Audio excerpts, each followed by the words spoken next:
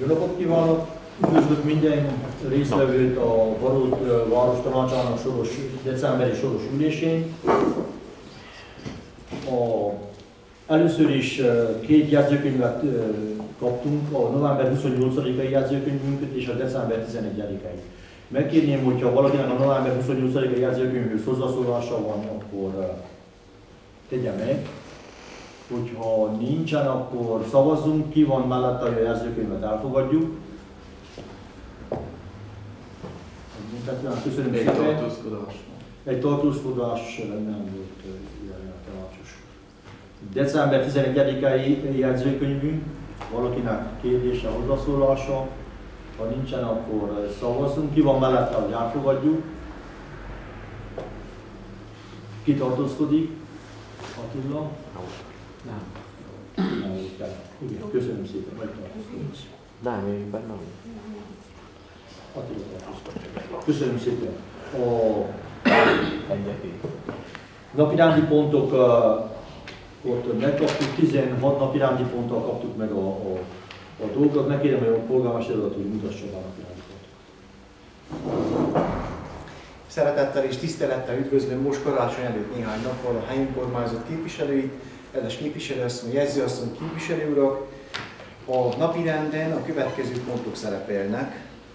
Illetve mielőtt felolvasnám, javaslom már is, hogy a 11-es és a 13-as napirendi pontokat vegyük a napirendről, ugyanis egy törvény kötelezett volna, hogy év végéig meghozzuk ezeket a határozatokat, de az elmúlt napokban, miután behívtuk a gyűlést, ezeknek a határideit eltolták egy fél évvel, úgyhogy kérem, akkor 11-13-astól tekintsünk el.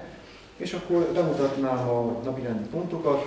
Az első 5 napirendi pont tulajdonképpen egyforma, hiszen különböző általunk eddig kezdeményezett és bizonyos fázisig eljutatott beruházást a 4. fázisban, a műszaki kiviteli tervfázisában javaslom jóváhagyásra.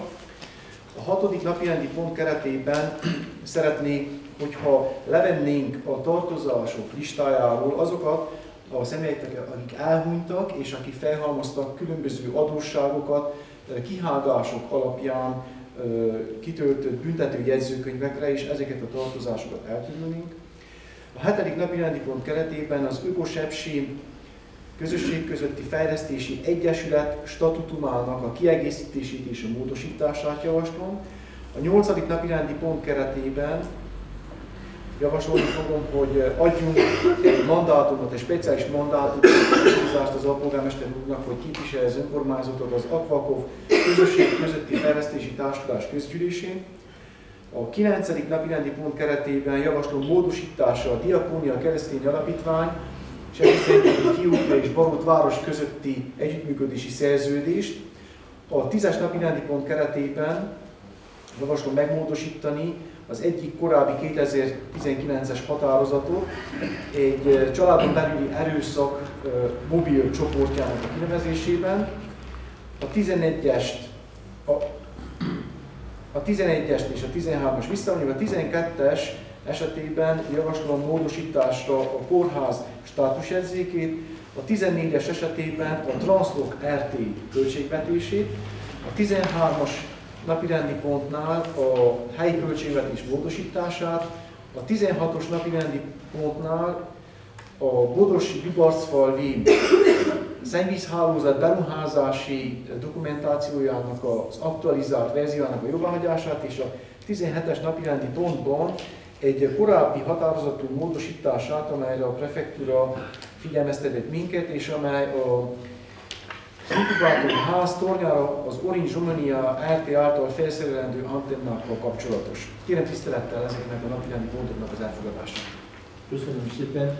Valakinek kérdése, hozzászólása a napirendi pontokhoz?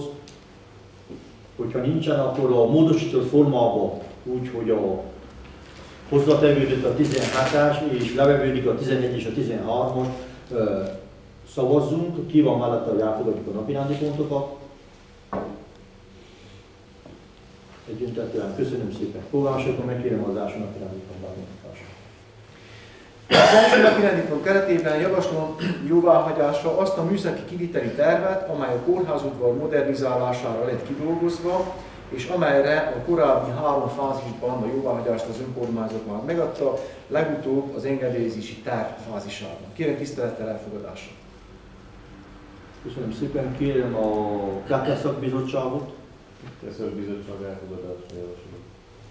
Köszönöm szépen. A napirendi ponthoz valakinek kérdése, hozzászólása nincsen, akkor megkérem, hogy szavazzunk. Ki van mellette, hogy az előterjesztett formában az egyes napirendi pontunkat elfogadjuk? Egyöntetően, köszönöm szépen.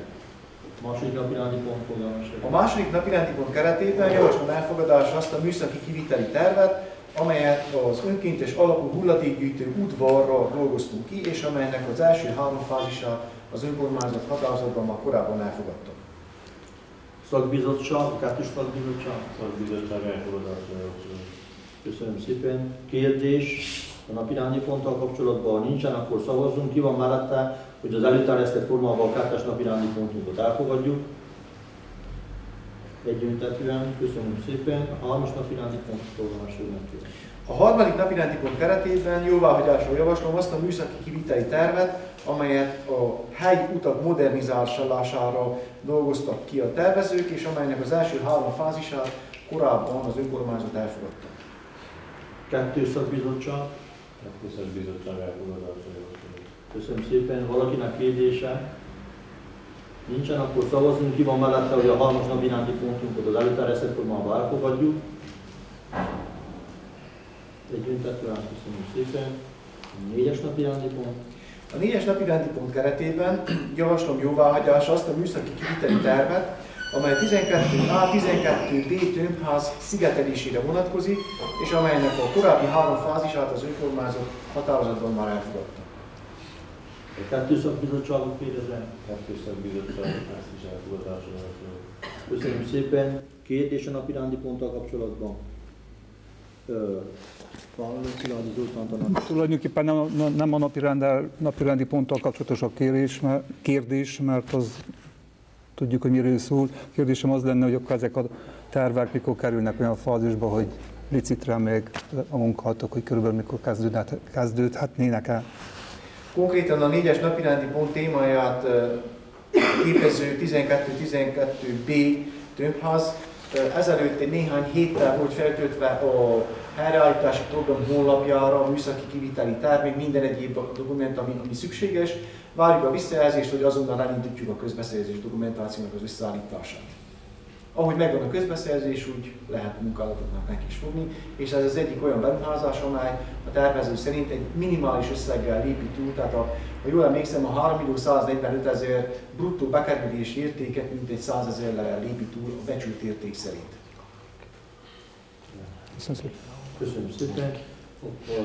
Szavazzunk, ki van mellette, hogy a 4-es napirendi pontunkat az előterjesztett formában elfogadjuk. Köszönöm szépen. Foglalásra az 5-ös napirendi pont. Az 5-ös napirendi pont keretében javaslom jóváhagyásra azt a műszaki kiviteli tervet, amely a Szalini programból finanszírozott Baróti vízhálózat, szennyvízhálózat és esővízhálózat bővítését szolgálja. Az első 3 stádiumot itt is elfogadta korábban a képviselőtestület, és ebben a pillanatban ez abban az állapotban van, hogy a múlt héten fel itt töltöttük a minisztérium által kért kiegészítéseket is. Gyakorlatilag, hogyha ezt elfogadják, akkor következik a finanszírozási szerződés aláírása, és mivel ki van váltva már az építési engedélyünk, rögtön fogunk neki a vízi dokumentáció elkészítésének is. Köszönöm szépen. A kettős szakbizottságot kérdezem. Kettős szakbizottság elfogadásra javaslom ezt a tervet. Köszönöm szépen. Kérdés a napirendi ponttal kapcsolatban. Nincsen, akkor szavazzunk. Ki van mellette, hogy a napirendi pontot előterjesztett formában elfogadjuk? Egyöntetően, köszönöm szépen. A 6-os napirendi pont foglalásra. A 6-os napirendi pont keretében javaslom, hogy az adósok listájáról vegyük le mindazokat a személyeket, akik kihágások következtében büntetést kaptak, viszont elhunytak közben. Az előterjesztett dokumentációban látszik, hogy 7 ilyen személyről van szó, akik összességében 20.837 lej adósságot halmoztak fel, viszont mivel ezt nem öröklik meg az örökösök, a tartozásunkon viszont szerepel, tanácshatározattal tudjuk ettől megszabadítani az adósságállományunkat. Kérem tisztelettel az elfogadását. Köszönöm szépen, az egyes szakbizottságot kérdezem. A szakbizottság megtárgyalta és elfogadásra javasolja a határozattervezetet. Köszönöm. Valakinek kérdése a napirendi ponttal kapcsolatban? Nincsen, akkor szavazunk. Ki van mellette, hogy az előterjesztett formában a 6-os napirendi pontunkat elfogadjuk? Köszönöm szépen. 7-es napirendi pontot formásolnak, kérem. A 7-es napirendi pont keretében javaslom, hogy az önkormányzat járuljon hozzá az Öko-Sepsi Közösség Közötti Fejlesztési Egyesület statútumának a módosítására és kiegészítésére, ahogy az a referátumban le van írva 6 pont alatt. Ez különböző jövedelmi forrásokról rendelkezik, ugyanakkor a közszolgáltatások törvényével való korrelációt igyekszik megerősíteni, ugyanakkor szabályozza, hogy azokat a helyzeteket, amikor egy adott az egyesület által elvégzendő feladatot valamely tag nem láttamozva, nem hagyja jóvá, vagy tartózkodik tőle, azokat az eseteket, amikor egy tag ki akar lépni, vagy ki van zárva ebből az egyesületből, valamint az egyesület működésében a döntéshozatali mechanizmus bizonyos lépéseit szabályozza. A kiküldött melléklet szerint kérem tisztelettel ennek az elfogadását. Köszönöm szépen. A szakbizottságot kérdezem.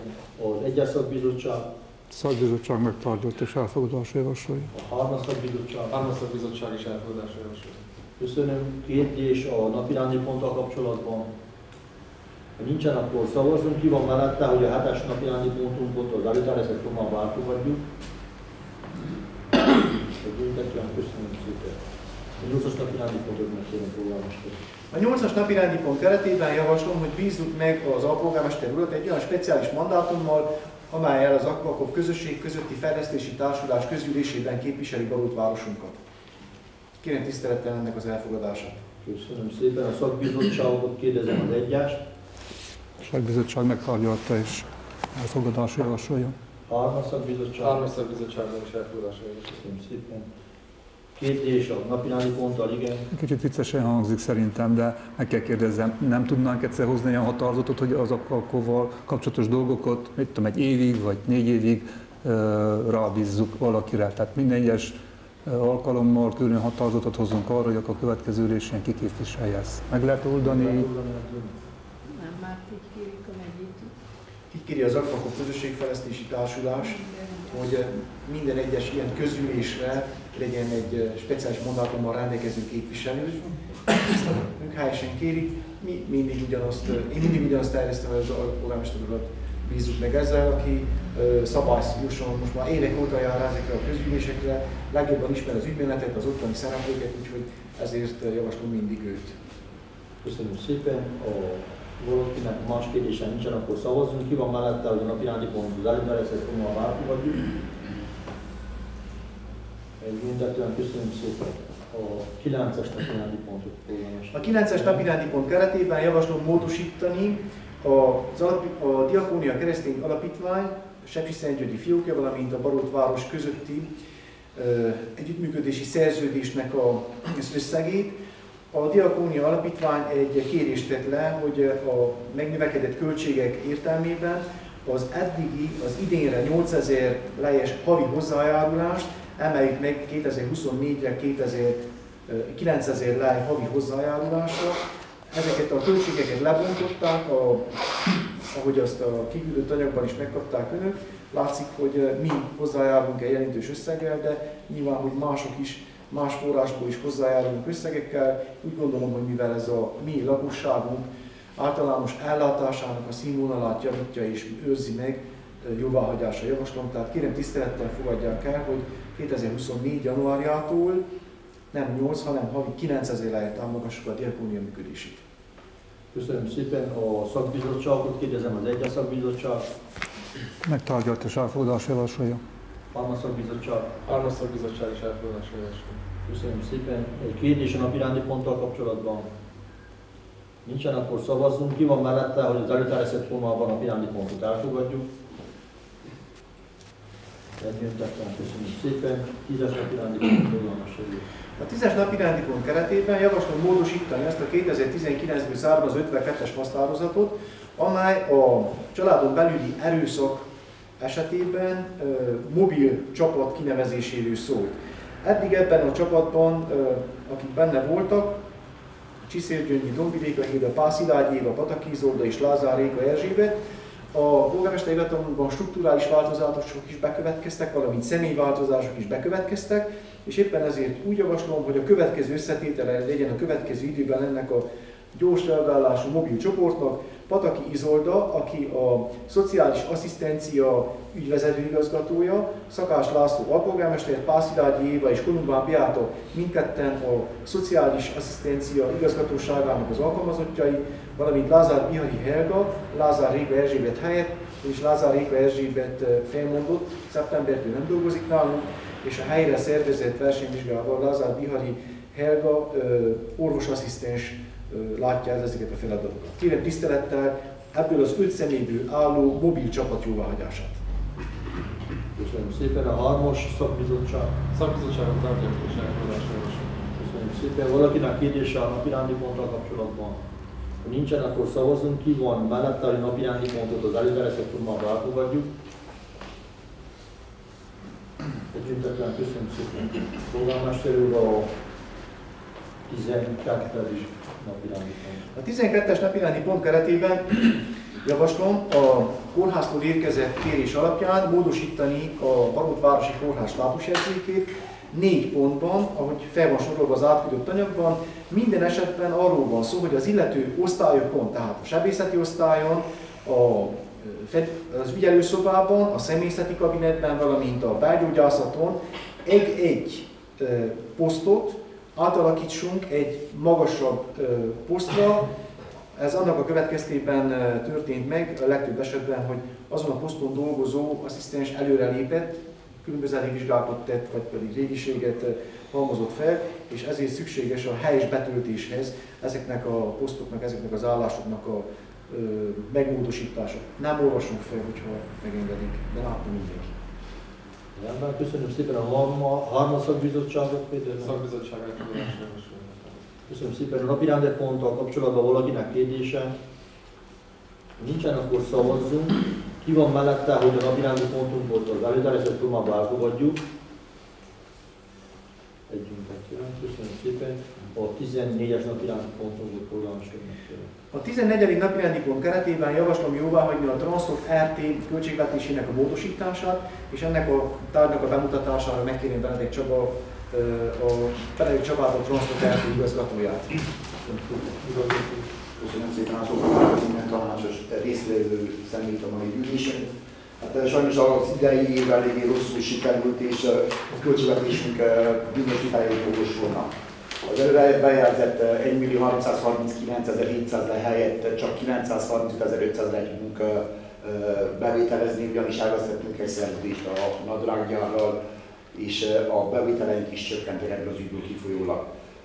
Ugyanígy a szerződést, a helyszállítási szerződést is később kötjük meg, augusztusban kötjük meg, az előző hónapokban nem kaptunk ezzel támogatást, így ezzel ezt az évet a bevételezett 10.068 lett profit helyett 125.900 lett veszteséggel zárjuk.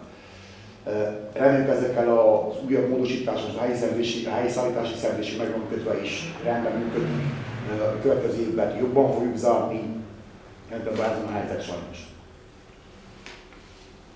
Köszönöm szépen az egyes szakbizottságot kérdezem. A szakbizottság megtárgyalta és elfogadásra javasoljuk. Azt kérdezem, hogyha valakinek az igazgató úrhoz kérdése van, akkor tegye fel. Zsombori tanács. Én voltam a gyors.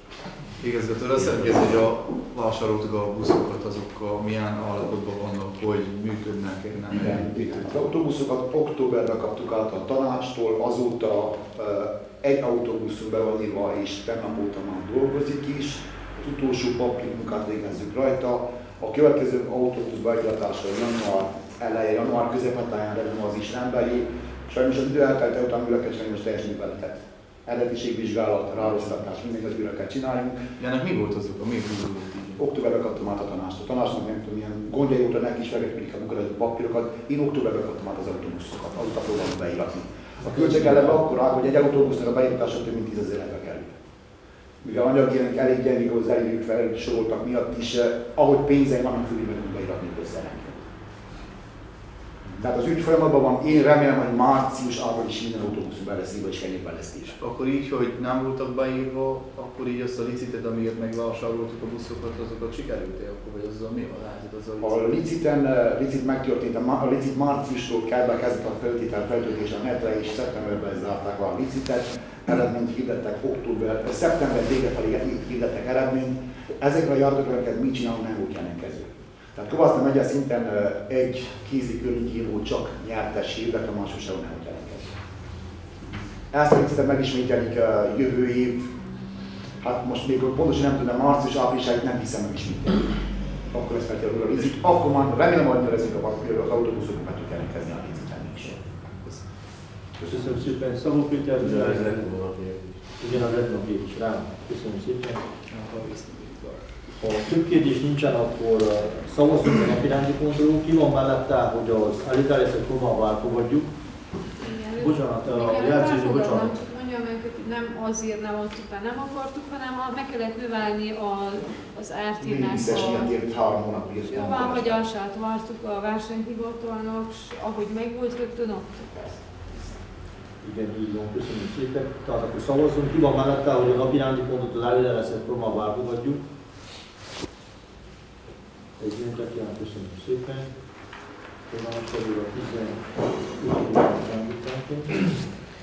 A 15. napirendi pont keretében javaslom a városunk idei költségvetésének a módosítását, és a kiküldött anyaghoz képest az elmúlt 2 órában még 2 információ érkezett, tehát ezt valahogy meg lehet szokni, vagy nem lehet megszokni, de valahogy ez van év végén, hogy nem tudjuk pontosan, hogy melyik pillanatban kapni módosítást, szerencsére pozitív ez a módosítás, és akkor ezeket külön felsorolnám.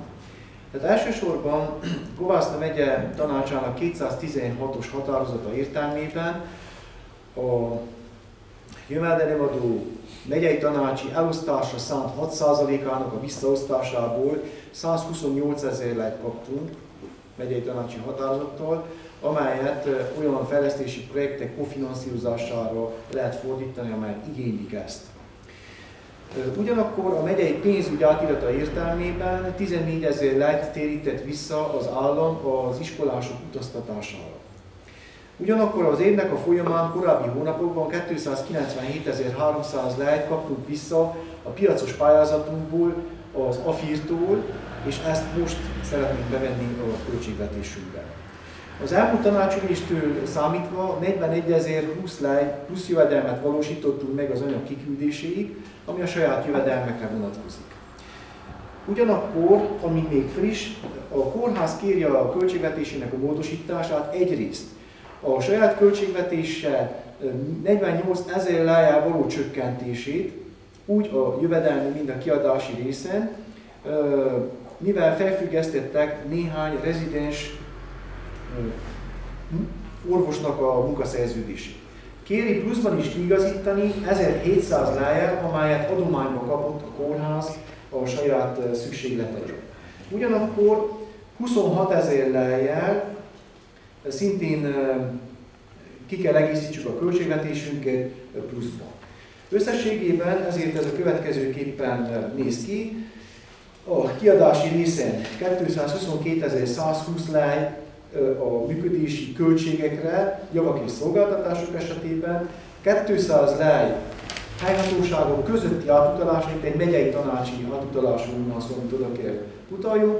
10 000 lejjel javaslom megnövelni az évelején elfogadott tagsági díjkeretet, ezzel csak a kiegészítés, hiszen ott voltak benne pénzek, de ez is egy olyan fejezet volt, ahol nem tudtuk 100%-ban betenni. 120 000 lej az a bizonyos egyfajta büntetés, amely akkor érvényes, hogyha nem alkalmazunk folyatékkal élő személyeket, és akkor bizonyos százalékban büntetést kell fizessünk, ezt próbáljuk csökkenteni, hogy azokat a javakat és szolgáltatásokat, amelyekre a törvény lehetőséget ad, olyan egyesülettől vásároljuk meg, amely alkalmaz ilyeneket, de mégis 2021 és 2022 folyamán 120 000 lej halmozódott fel, valamint a 128 000 lejt, amit említettem, tehát a programok kofinanszírozására, ezt a beruházási listán és ott is a parkos pályázatunknak a kiegészítésére javaslom elkülöníteni, hogy minél többet tudunk kifizetni azokból az elvégzett munkálatokból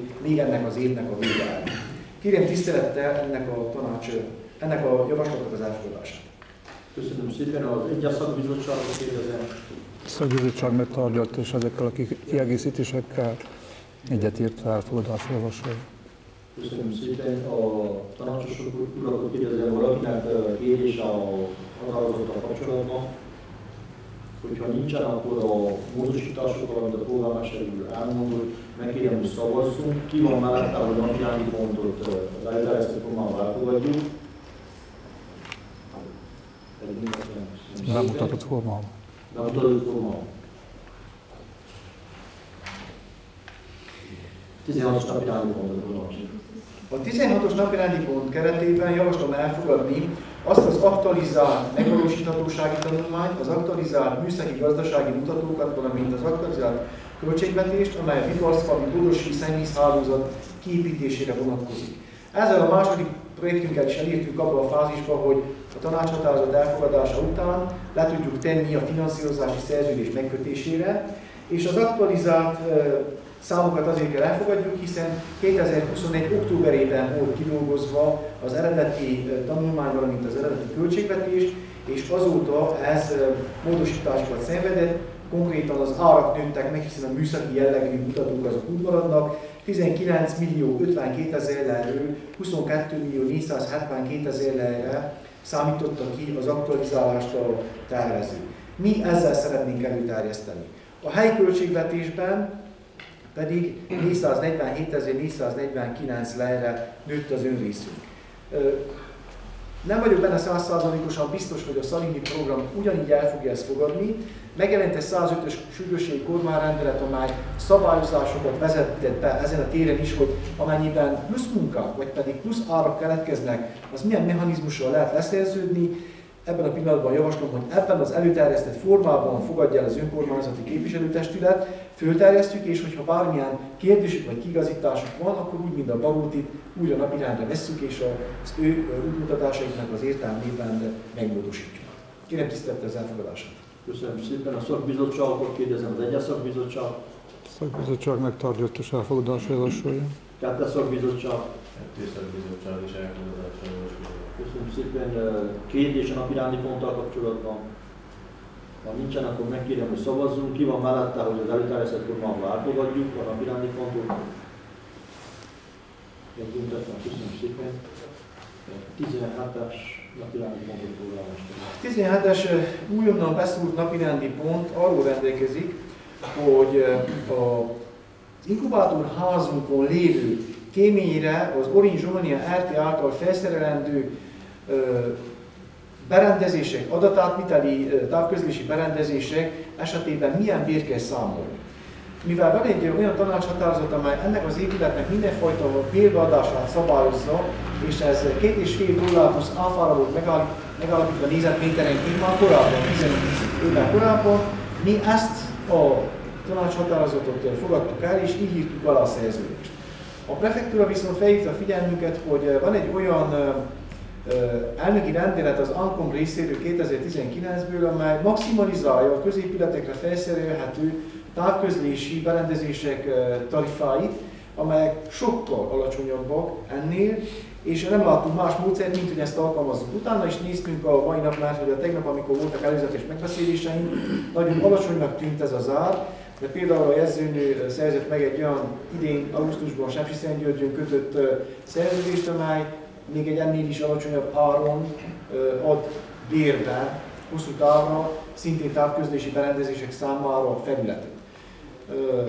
Éppen ezért, amik elő vannak tervezve, mondom, összehasonlítják a korábbi határozattal jóval olcsóbbak, viszont ez a speciális ANCOM elnöki rendelet maximalizálja ezeket a tarifákat, és így őszintén szólva nagyon előnytelen a város számára. A kérdés az, hogy szeretnénk az Orange jel szolgáltatását javítani, mert hogyha igen, akkor ezen a módon tudjuk. Ugye problémák vannak a városban az Orange jellel, ugye a telefon, mint pedig a szolgáltatott internetet illetően, és én fontosnak tartom, hogy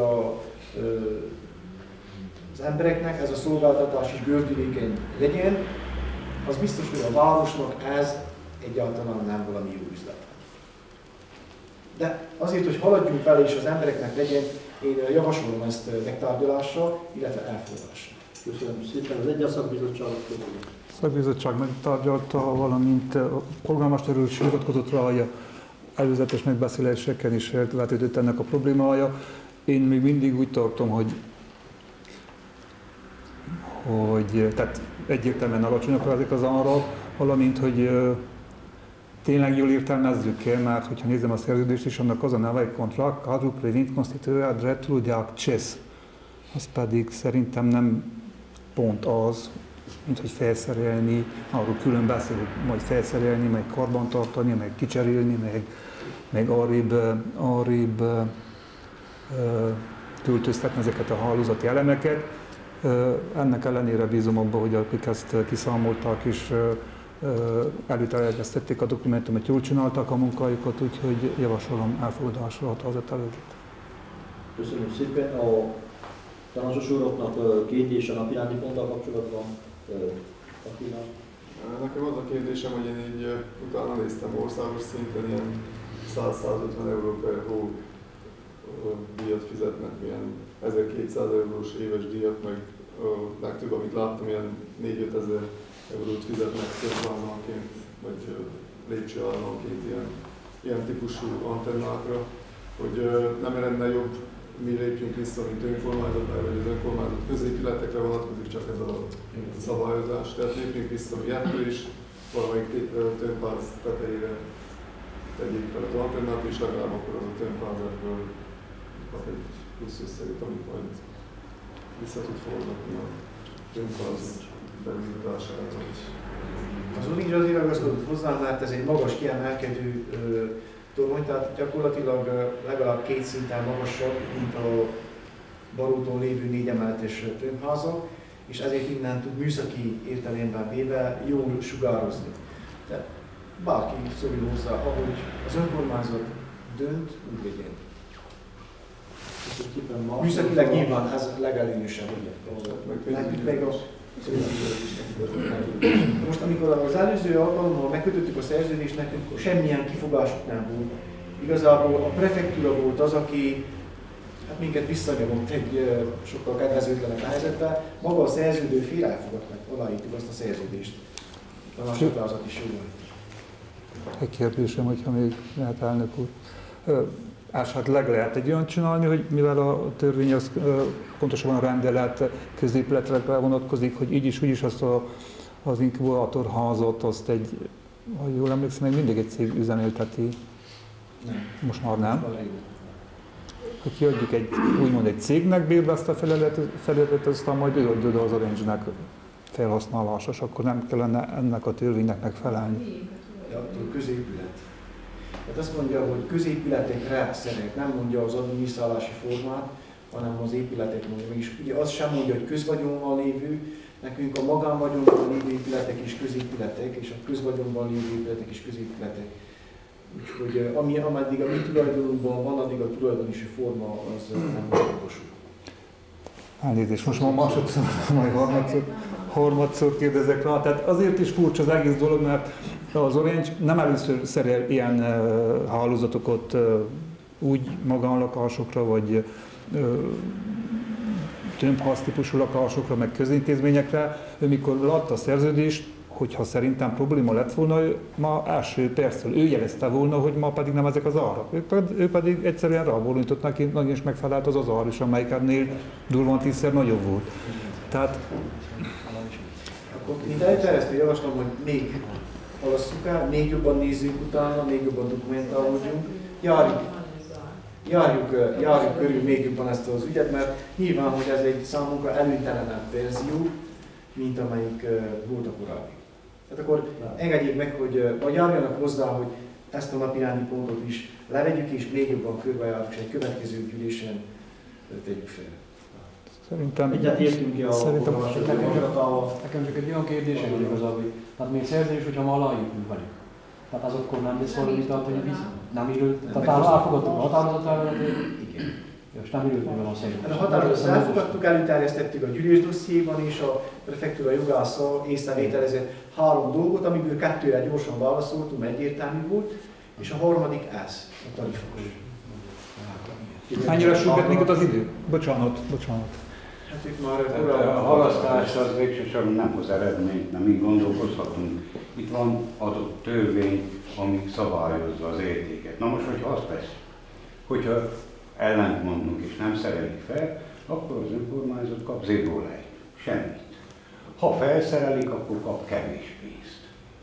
A nagytól elesünk, kicsit kapunk, hanem semmi. Viszont mi azért gyakorlatilag azért vagyunk, hogy Barótváros és hozzatartozó falvak önkormányzati lakóinak a szolgáltatást elősegítsük.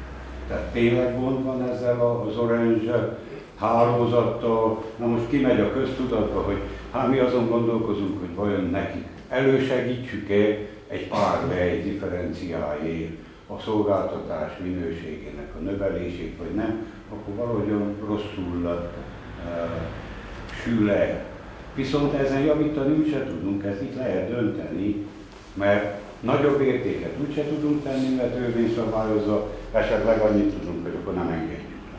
Akkor marad az 0 lej, amennyit idáig kaptunk, azért a felületért, így valami kicsit kapunk, de legalább elősegítsük a szolgáltatás minőségének a növelését azon adófizető polgároknál, akik Orange szolgáltatást vettek igénybe. Én továbbra is javaslom, hogy mivel nem éget a dolog annyira, vegyük vissza azért, hogy tudjuk körbejárni a frakciókkal ezt az egész kérdéskört. Ugye elhangoztak különböző vélemények, hogy máshol talán máshol van, nézzünk utána ennek az egésznek. Tehát kérem tisztelettel. És akkor egyetértünk azzal, hogy a napirendi pontot most ne szavazzuk le, hanem majd egy későbbi gyűlésben fogunk leszavazni. Ki ért egyet? Köszönöm szépen. Ki tartózkodik? Csak egy rövid hozzászólás. Igen, Péter. Egyetértek, hogy most már egy néha hamarabb vissza kell tenni, mert kollégai mondta, én is mondó vagyok, hogy jobb, ha valamit kapunk esetleg, de még jobb az, hogyha erősödik a szolgáltatásnak a minősége, mivel sajnos saját tapasztalatból tudom, hogy nagyon gyakran. Még utána lehet nézni, akkor igazából tényleg nagyon köti ez a rendelet.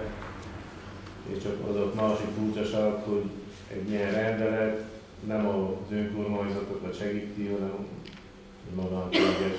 Egyértelmű, igen. Tehát nem a közép dolgozik, úgy lehet akkor az államban, hanem a magáncégeknek. Ez a magánhelyre, hogyha felteszik, akkor minimum 100 euróra jön. Igen, köszönöm szépen.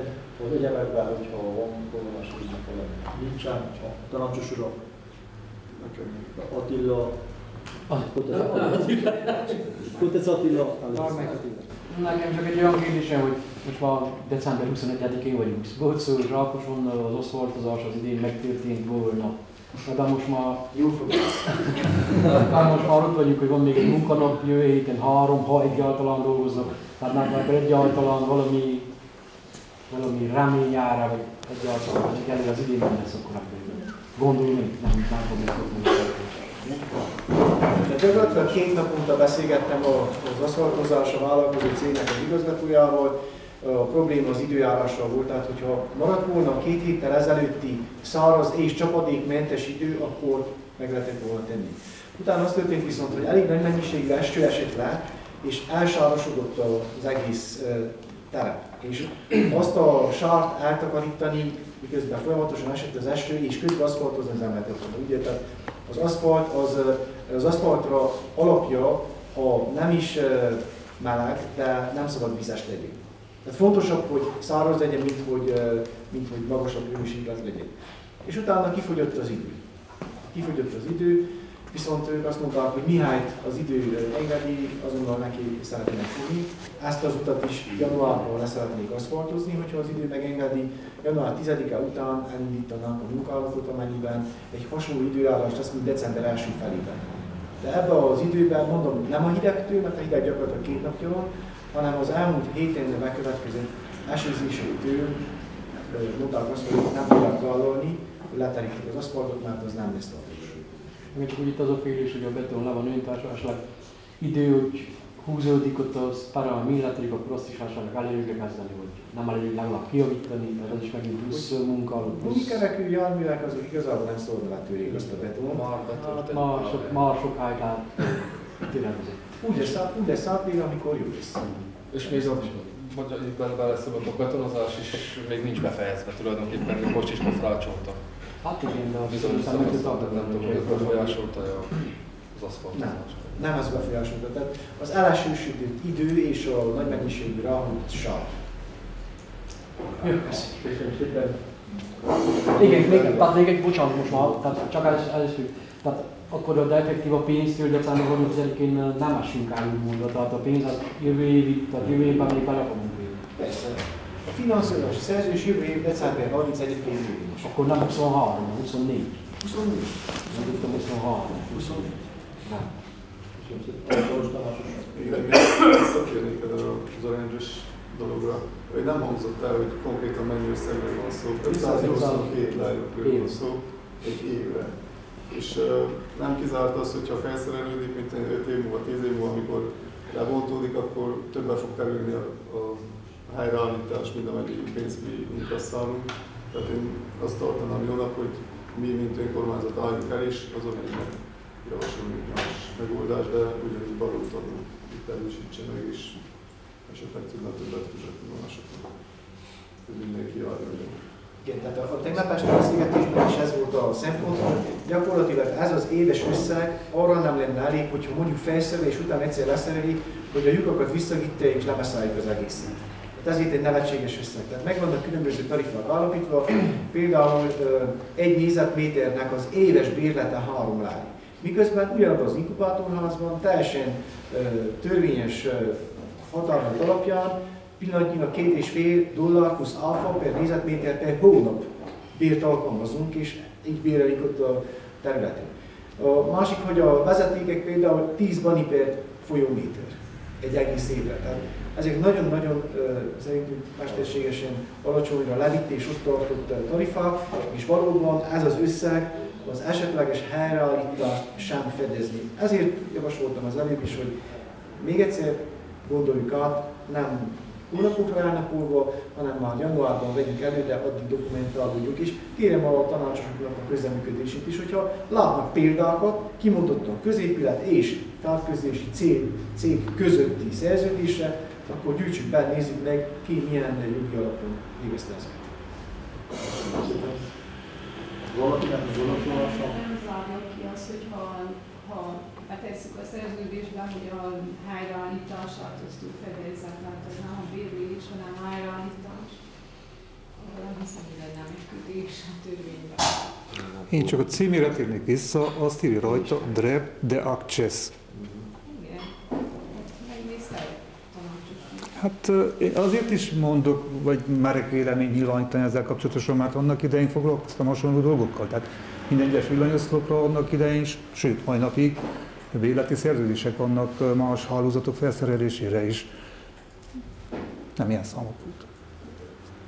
Sem elterjesztettük elő. Jó, tehát nézzük meg, nem jól értelmezünk dolgokat, vagy mások nem jól értelmezik. Igen, van tanácsos. Szintén ehhez kapcsolatosan van egy rizikófaktor. Lehet, ha az ember elmondja a tanácsot a cégnek, hogy hát szerelje fel máshova, mert nekünk ezért nem éri meg, és az azt mondja, hogy egy monopól helyzetben vagyok, elmegyek, nem szerelek ide. És a vidéken nem lesz modernizálás, nem lesz új szerelés, mert azt mondja, oda neki nem éri meg, egy 2 emelettel lenne. És mindnek nem halunk meg, de miket fognak átkozni? Mert ez így kimegy a köztudatban, már mindenki hallja ezt, és elmondják, hogy na, a mi érdekünket nem képviselik, csak mit tudom én kinek az érdekeit. És itt minden a pénzre megy, és ha kicsi pénzt kapunk, az nem elég, sok kell. Tehát ebből a szempontból is el kell gondolkozni. Na ha elment, akkor elment, utána hiába mondjuk, hogy jó, jöjjön ingyen odaadjuk, és akkor se jön. Tehát sok esetben történt meg ilyen. Van tanácsos? Más témával kapcsolatosan.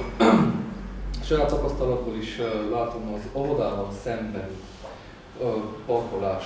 Tehát ott egy sávon zajlik a parkolás, ugye egyirányú az utca kifele, és még mindig majdnem 2 sáv áll rendelkezésre. Tehát, hogy lehetne azon a parkolókon módosítani, fenyőágasra átalakítani, mivel hogy akkor több parkoló autónak lenne hely. Ezt abból a megfontolásból kérdezem, hogy reggelente, tehát óvodában vivéskor a gyerekeket és elvitelkor, tehát mindenki parkolóhelyet nem talál magának, vészjelzővel ott dupla sorban meg vannak állva az autók, a rendőrök rendesen vadásszák, és már több figyelmeztetést, nem tudom, büntetést osztottak-e, hogy több ember véleményét tolmácsolom most, hogy lehetne azon változtatni, vagy hogy a mi hatáskörünkbe tartozik-e az, hogy ott több parkoló helyet tudnánk létrehozni, ha fenyőágassá tennünk, mivel hogy úgyis egyirányú a forgalom kifelé. Tehát nem parkolási helyet kéne szerintem oda csinálni, hát parkolni tilos táblát, de megállni szabad táblát. Tehát magyarul, mikor jön valaki, letesz a gyereket, annyi időre megállhat, utána megy tovább. Hát igen, tehát kicserélni azt a ilyen táblát, csak olyan táblára. Városban több helyen is van probléma a forgalommal, mindenképpen a kettős bizottság el kéne nézze, meg kéne nézzük a javaslatokat, mert ez egy elég hosszú procedúra, hogy megyei rendőrségtől, a városrendőrségtől engedélyek kellene, és 30 napra ki kell függeszteni ahhoz, hogy mindenki át tudja mondani a véleményét, úgyhogy ez nem lehet egyik napra a másikra megoldani, viszont lehet rajta dolgozni, és akkor attól függően, hogy lesz a döntés, úgy hatalmi. Igen, ez úgy. Hát, hogyha már ezzel a témával foglalkozódik, akkor szerintem a kórház előtti parkolást, meg megállást is kéne szabályozni, mert ott kialakítódott egy sáv, ugye ott lefele, amelyik arra lett volna hivatott, hogy ott duplán 2 sávos út legyen, gyakorlatilag nem használódik, megállni nem szabad rajta, gyakorlatilag pedig mégis mindenki megáll, aki a kórházba megy, és tegye azt a időst, akit oda visz, az ott megáll, ha tetszik, ha nem, vagy ha törvényes, ha nem. Szerintem oda is lehetne tenni egy ilyen parkolni tilos táblát, tehát hogy megállni szabadjon, ezeket is. És az összesen intézmény előtt, tehát, vagy annak környékén, nem muszáj pont előtte, de annak környékén, hogy legyen egy olyan megoldás, amelyik a törvénynek is eleget tesz, de nem nyomorítjuk meg azt a közösséget sem, amelyik igénybe veszi azokat a szolgáltatásokat, amelyek ott zajlanak.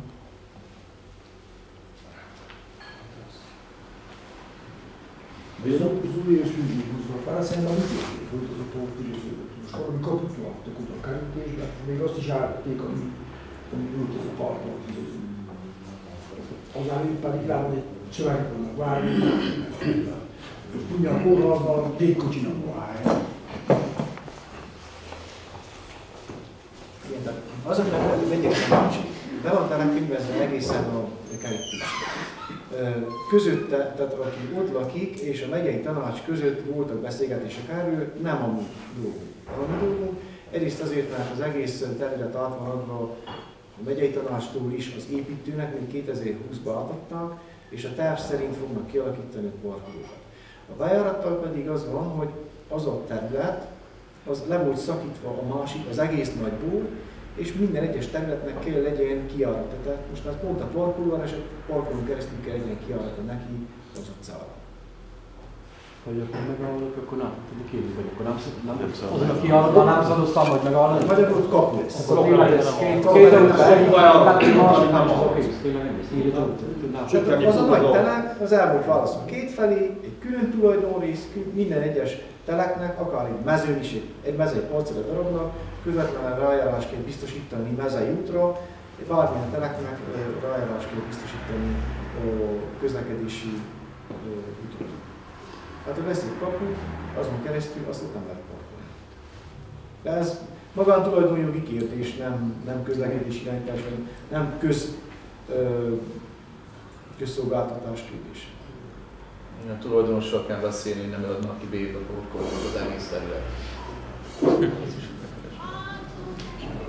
Ki akarja bérbe venni, valószínűleg a város nem akar parkolni, bérbe venni, nem biztán. Valaki csinálja a parkolót. Hát, csinálja, most csinálja maga a parkolót. És akkor lehet Van parkoló, van ára, mi is, tulajdonképpen a mi dolgunk benne, hogy az intézmény behássai parkolói valahol. Mondjuk igazából, hogyha bemegy a terültvar arra, ott is látszik parkolózni, és onnan megy a kórházra. Azt csinálják. Köszönöm, még valakinek valamilyen kérdése? Ha nincsen, akkor a gyűlés bezártnak nyilván. Köszönöm én is, köszönöm az idei együttműködést. Lehet, hogy még egy sürgősségi tanácsülésre holnap sor kell kerüljön, de ezt ma este tudjuk meg. És mivel ez nem biztos még, ezért áldott karácsonyt kívánok mindenkinek.